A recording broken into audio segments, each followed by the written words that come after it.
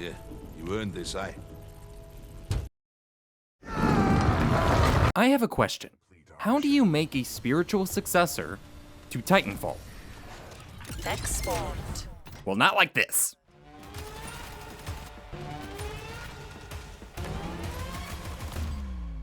This is Empulse, a brand new FPS from 1047 Games, the team behind Splitgate. An arena shooter, with 6v6 and a heavy emphasis on movement mechanics, as well as an engaging dynamic between fast-moving pilots and giant, powerful mechs. In May of 2026, I was approached to be a part of a private playtest for Empulse prior to its early access release on Steam in June. And trying 1047's latest project was an enlightening experience into finding the answer to my question. Hi, I'm MooreOver, and this video is not an ad for Empulse. This video is actually sponsored by STALZONE. Today, I want to explore this brand new game from 1047 Games, learn how a game becomes a spiritual successor to another, and along the way show you why nobody can make Titanfall 3.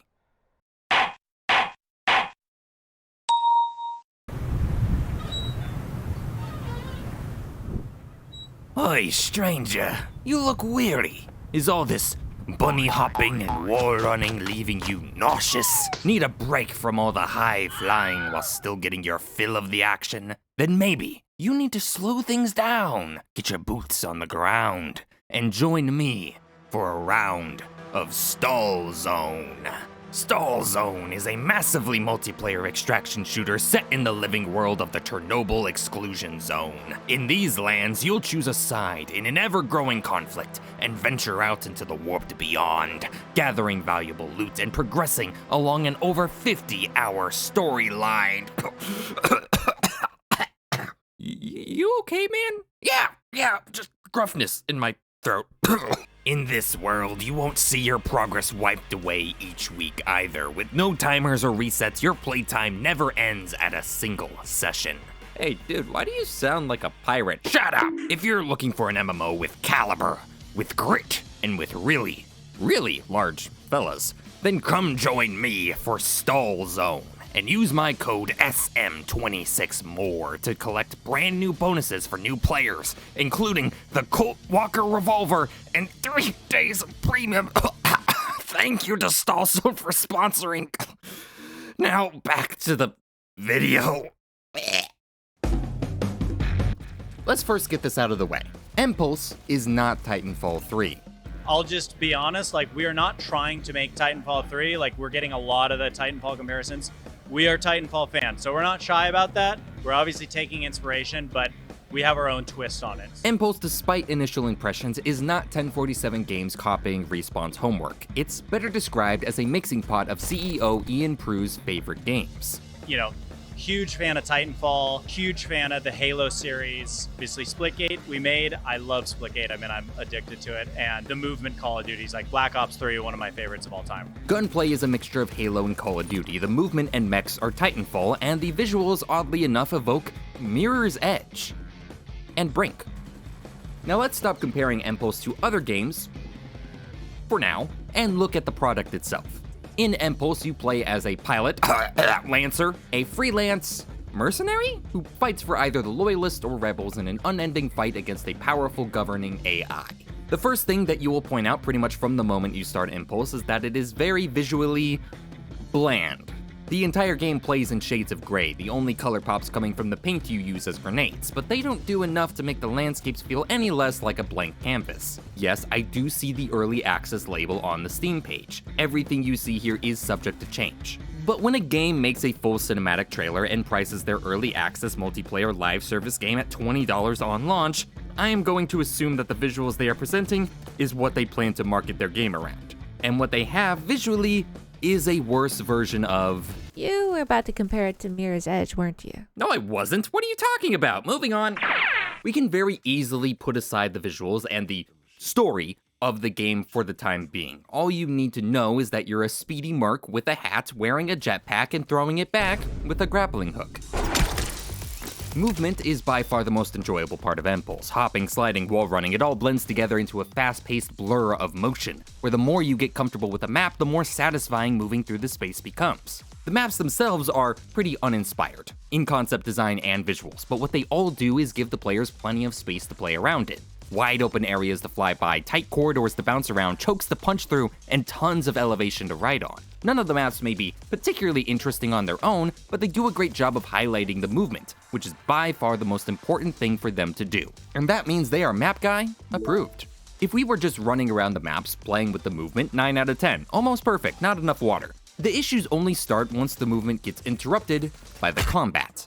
Combat largely revolves around 4 main pillars: movement, guns, mechs, and paint. Movement we already covered. Very good, but how movement interacts with the other 3 leaves a lot to be desired. Not because these other pillars are bad, necessarily, but rather the sum of their parts is lesser than the pieces they come from.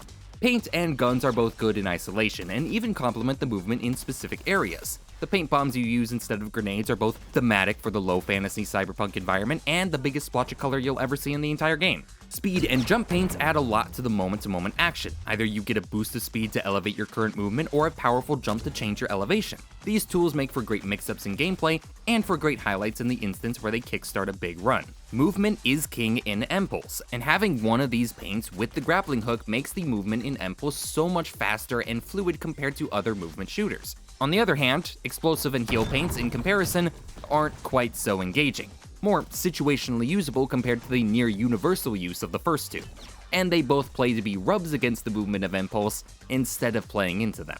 I don't see them being rubs as a bad thing though. Not everything in a movement shooter has to play into the movement. It'd honestly feel worse if it did, so having these paints as options is fine, enjoyable at times. The sticky paint, though, is an affront to God. Hey yo, what the fuck? 5 kill streak. There are a lot of ways you can make the shooter part of a movement shooter interesting. Sniping a coked up Wile E. Coyote flying through the air is hard, but nothing quite matches the euphoria you feel when you get that headshot off of a big jump. Or you can take advantage of your verticality and use an SMG with a slow, explosive projectile, able to carpet bomb the map like a giddy elite glassing New Alexandria. But a problem that arises with any game like Empulse is that the best weapons to use are the ones that can keep up with an enemy in any given situation. The Boom Boom SMG won't keep up, neither will the sniper. Burst rifles and DMRs and pistols are strong but difficult to aim. When everyone is moving as fast as this, what weapons can actually keep up?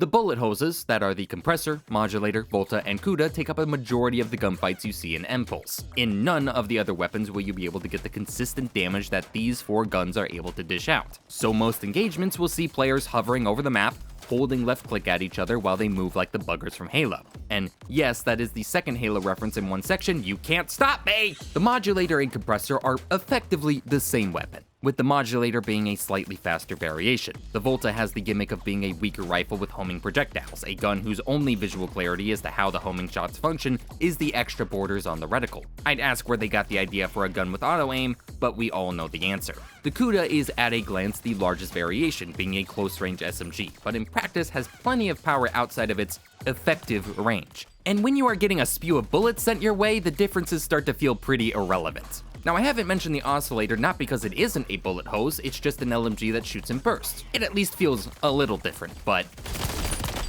yeah, you know what to expect.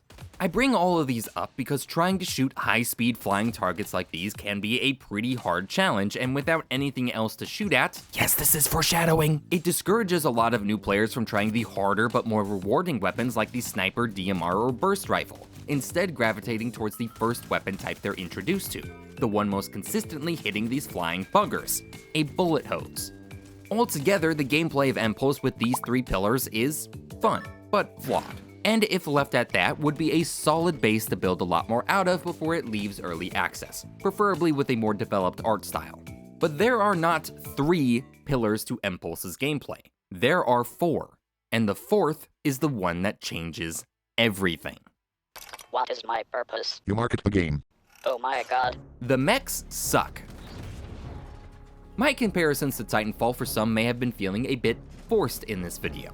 IC movement shooter must be Titanfall. But in reality, the forced part of this video, and the reason this video exists in the first place, is because of the egregiously forced inclusion of the mech, and what their presence really tells us about the developers behind it. But to understand why the mechs of Empulse are so important to this conversation, I need to pull away from the game itself.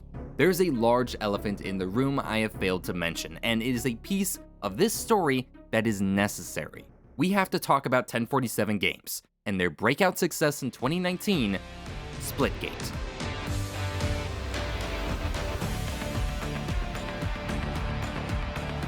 The original release of Splitgate in 2019 was a textbook case of being in the right place at the right time. Ian Prue and Nicholas Begamian, while at university, developed an idea to take the portal mechanics from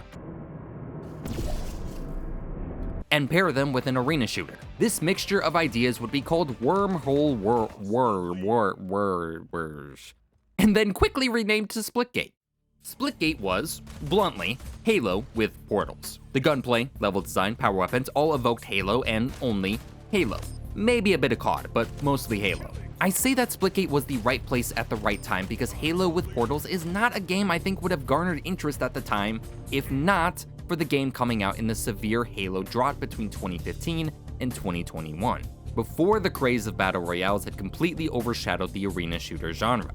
There was a desire for an old school Halo that Halo 5 and MCC failed to capitalize, and Splitgate hit the spot for many fans. So much so that the studio created from the game had been able to secure an investment of a frankly insane amount of dollars to put into development, allowing their team to focus all of their efforts on the production of a high-quality sequel.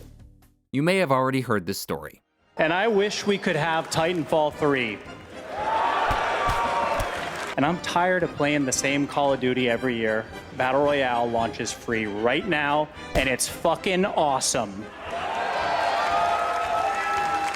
Because I grew up playing Halo. Splitgate 2 was arguably one of the worst marketing attempts ever made for a multiplayer FPS. It would have been the worst if not for Highguard. Thanks, Jeff Keighley. When you take your game that was lauded for bringing back a traditional style of arena shooter with a twist and make it near indistinguishable from the average competitive FPS at the time, as well as include a battle royale mode, I don't know how else to say it, you fucked up. Its disastrous release, paired with the closure of the original Splitgate, led to 1047 pulling the game's launch and returning it back to beta, later rebranding it as Splitgate Arena Reloaded. But whether the rebrand helped to save the game is more debatable. What's less debatable is where Empulse's gameplay really comes from. Watch this gameplay, and then watch this. Watch Splitgate 2, watch Empulse. They're the same picture. Empulse being Splitgate 2, which movement doesn't make the game worse. The devs have actually said that they were working on a wall-running prototype for Splitgate even before the game released. It's nothing new, and it's not weird for a studio to reuse their gameplay. Having played both, I would say I prefer Empulse's take on the gameplay over Splitgate's, but that's not surprising coming from a guy making a video about Titanfall. Like, come on. Empulse is a new multiplayer FPS coming off the back of 1047's very recent failure of a multiplayer FPS, recycling many of the same gameplay designs from that failed game. And what it does differently from Splitgate 2 that stands out both in design and in marketing are the things it takes from Titanfall, the movement and the mechs. As Empulse enters the stage, Titanfall 2 is nearing 10 years old, with a fan base that has repeatedly been given hope for a new installment in their franchise, only to have that hope pulled out from under them. If you were to, say, create a game with the premise of playing a wall-running pilot with a powerful mech to control, you presumably couldn't find a more desperate audience to capture, especially when the bones for said game had already been made a year prior. We are not trying to make Titanfall 3. You're right, Mr. Prue. You're not. You're making the Splitgate for Titanfall. But by trying to remake their success from Splitgate, unintentionally or not, they have made a critical mistake. Titanfall's success is far more than simply movement and mechs.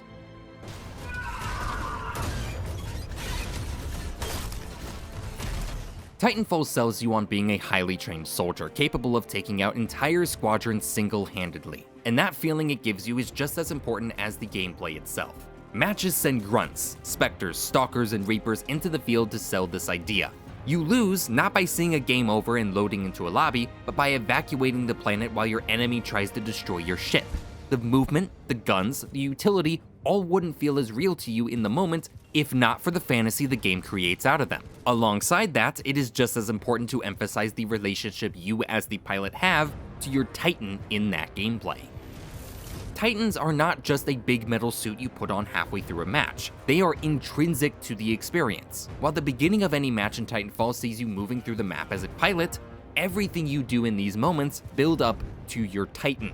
And I mean your Titan, not any old Titan, the one you customize with the weapon and abilities of your choice. Your most powerful weapon in any given match isn't simply a big vehicle. It is your partner, your companion, and to be without it is to be less than whole. Everything I have shown here, the fantasy, the relationship, and the feeling that these 30-ton pieces of metal bring are non-existent in Empulse. The mechs of Empulse, or rather, mech of Empulse, is not tied to the player. Instead, the mech takes the role of a power weapon in the sandbox. 2 mechs will spawn at the same time on either side of the map, and teams fight over control of these mechs. I hate it.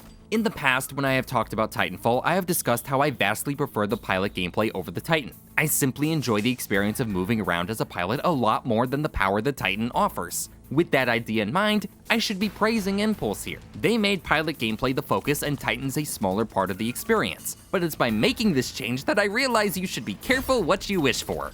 Mech gameplay in Empulse is painfully simple. You have a gun, a rocket, a full body shield, and a few movement options in the dash and the jump. These are not customizable, every mech is the same. The first thing you'll notice about this kit when you hop into it is the gun's slow projectile. I believe it's one of the slowest projectiles in the game, and it's surprisingly average in damage against on-foot enemies. It's a good thing that you don't have to aim this slow-ass gun at tiny, fast-moving targets from all directions. In fact, in the mech you will spend a majority of your time not fighting the other mech on the map, but rather trying to swipe away at the pilot lancers that will be constantly swarming you while you are in the mech. Just get off! Outside of the single-use rocket, the mechs in Empulse can't kill anything in a single shot, and the lancers being more mobile than pilots lets them come at the mechs from any direction. It's a good thing you have a gun that can keep up with them, right?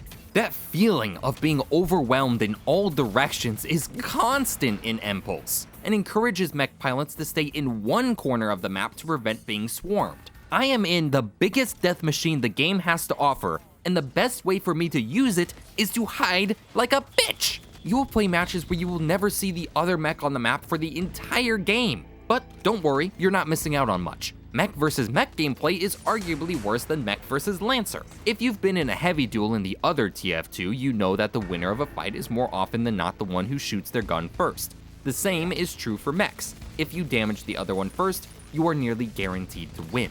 Mech versus mech also shows us the problem of what happens when there's more than one mech on the map. Let's remind ourselves that these mechs are power weapons too, not tied to a player or a team. So mech versus mech isn't guaranteed at all. In fact, it can be 2 mechs on one team. That scared little mech in the corner doesn't look too scared anymore with a friend. Good luck getting close enough to bonk these guys. Oh wait, have I not mentioned the bonking? Let's mention the bonking. Titanfall had anti-Titan weapons, which were powerful guns with a trade-off. Their low damage to pilots and slow handling made it hard to get full value out of them, and that's before we realized we have to expose ourselves to a Titan to use them. They are the best options you have against Titans, but to help to emphasize how small you are in the greater match. In Empulse, your anti-mech weapon is a hammer. Where anti-Titan weapons forced you to slow down when engaging with a Titan, the hammer in Empulse makes the act of destroying a mech devolve into mindlessly running at them and slapping it on the shins. Not only is the act of hitting a mech with a hammer extremely uninteresting, but dealing with tiny enemies skidding around at your feet with a hammer is ridiculously frustrating. Get off! Whereas this is all it takes to kill a mech.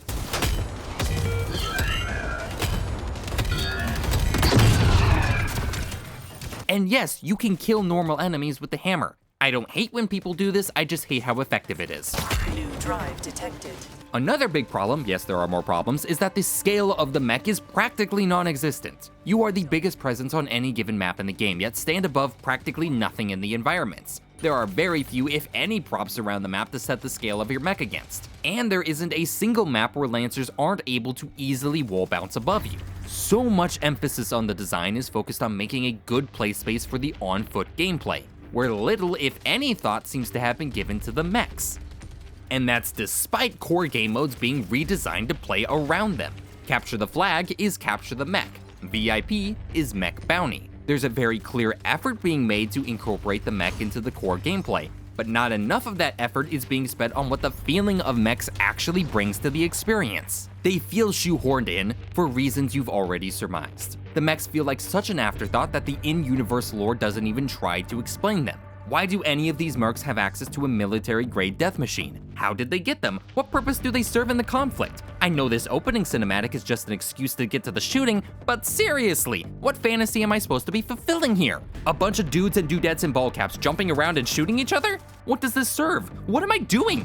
Is there nothing here because it's an early access? Or did 1047 never think too hard about it? What is the point of all this gameplay if I feel nothing playing it?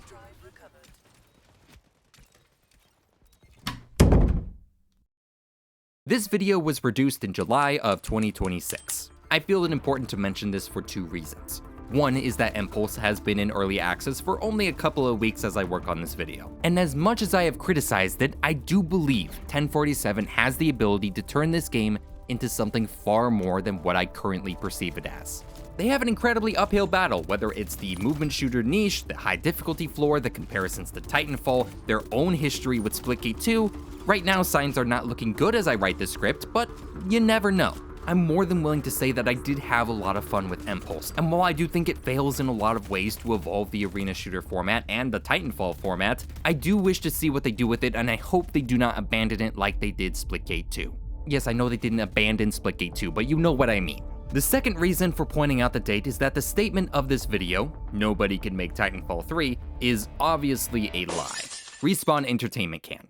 EA can. A dev who really loves fighting copyright law can. One day, there may be an announcement that puts a 3 next to this name, and when that happens, you can make your funny comment, "I know you'll be waiting." The point of this video isn't whether you can literally make a sequel to Titanfall 2. It's that to truly make a sequel to Titanfall 2, you can't simply make a movement shooter with mechs. Empulse, to me, is a game that wanted to be its own thing, but knew it had very few legs to stand on in today's live service market. So rather than finding a better niche to fill, they sought to shape their game to fill a void they thought they could capitalize on, in the same way the studio found success initially. The devs can spend every moment of their lives arguing that they never intended to invoke Titanfall in their game, that it's a mix of Black Ops 3 and COD, and that the comparisons aren't productive. But let's be real. There is no way they didn't expect journalists, players, or stupid YouTubers like me to see the game as anything other than a spiritual successor to Titanfall. You do not present your game like this if you weren't trying to make that connection.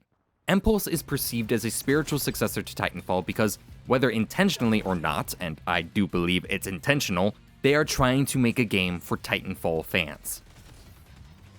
But you can still play Titanfall 2. The game hasn't shut down, still gets a couple of thousand players daily, and has a fan-made client for custom content. There is no actual void for Titanfall. There's only a void for a sequel. And as the CEO said himself, Empulse is not Titanfall 3.